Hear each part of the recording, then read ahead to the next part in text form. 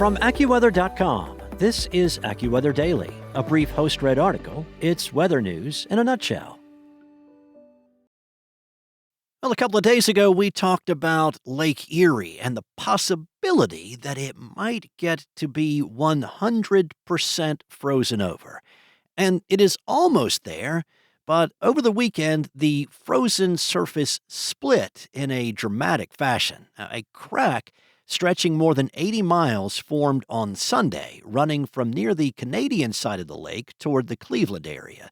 The break opened up after strong winds swept across the Great Lakes on Friday and Saturday, pushing and pulling the lake's ice as another blast of Arctic air poured into the region. The striking split is not unheard of when Lake Erie is heavily frozen. As winds shift or ease and temperatures fluctuate, large sheets of ice can drift, collide, and separate, creating long, jagged openings across the lake. Now, those same winds also shoved ice towards parts of the shoreline, where it can pile up into ridges and create some hazards, including the risk of property damage in vulnerable coastal areas. Now, as of this week, Lake Erie was about 95% ice covered. That's according to NOAA's Great Lakes Environmental Research Laboratory.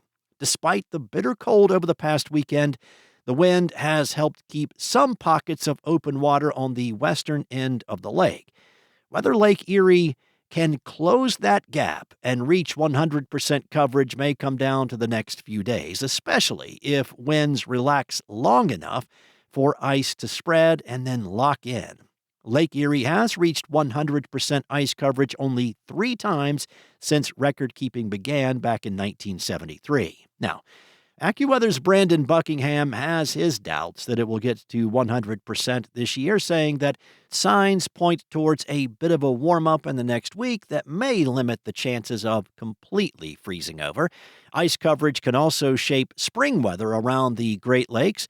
AccuWeather is already predicting a cooler than normal spring in the region, and extensive ice can delay the arrival of shoreline warmth, especially for communities within a few miles of the water.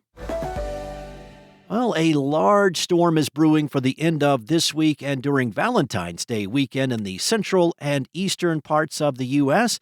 Snow and ice are predicted on the storm's northern flank, but one of the biggest concerns is the drenching rain and thunderstorms that will affect the south central and southeastern parts of the U.S. The tail end of a clipper storm moving along the Canadian border will bring a brief preliminary period of rain to the southeast around midweek. Now, following that fresh pull of chilly air, a new storm will form over the south central states late in the week. While there could be a brief period of ice and snow at the storm's onset in parts of North Carolina and southern Virginia, most of the storm from Missouri to Kentucky and southern Virginia will be rain. The storm is likely to bring 1 to 4 inches of rain to parts of Texas and Oklahoma and through parts of Georgia and the Carolinas from Friday to Sunday. The storm will begin in the Plains states on Friday and spread eastward to the southern Appalachians this weekend. Now, that amount of rain over 24 to 48 hours will generally not cause problems, other than possibly some travel delays and some minor urban or poor drainage-style flooding.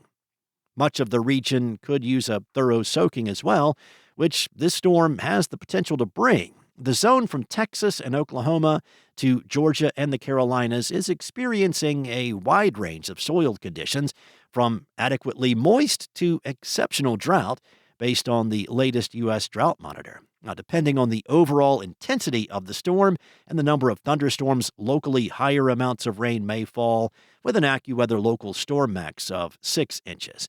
Now, too much rain may fall too fast for some small streams and neighborhoods to handle, so minor flooding may result.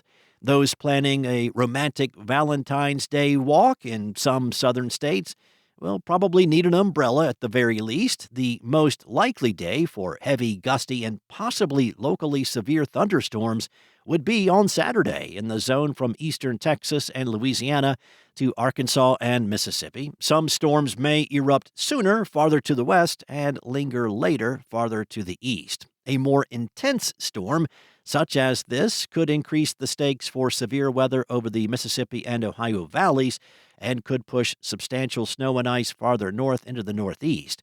A storm tracking farther to the north could mean much less rain for parts of the southeast as well. While severe weather in the winter is much rarer than the rest of the year, there can still be a few events in the winter, especially in the southern states close to the Gulf moisture. Navigation on the Mississippi River is closed in the upper portion due to extensive ice cover. Farther south along the main stem, shipping is limited due to ongoing low water levels, which are within several feet of the low threshold in multiple points along the river.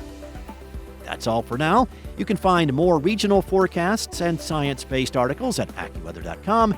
And for your local forecast at your fingertips, download the AccuWeather app. Enjoy the rest of your day. Be safe. I'll be back tomorrow with more from AccuWeather.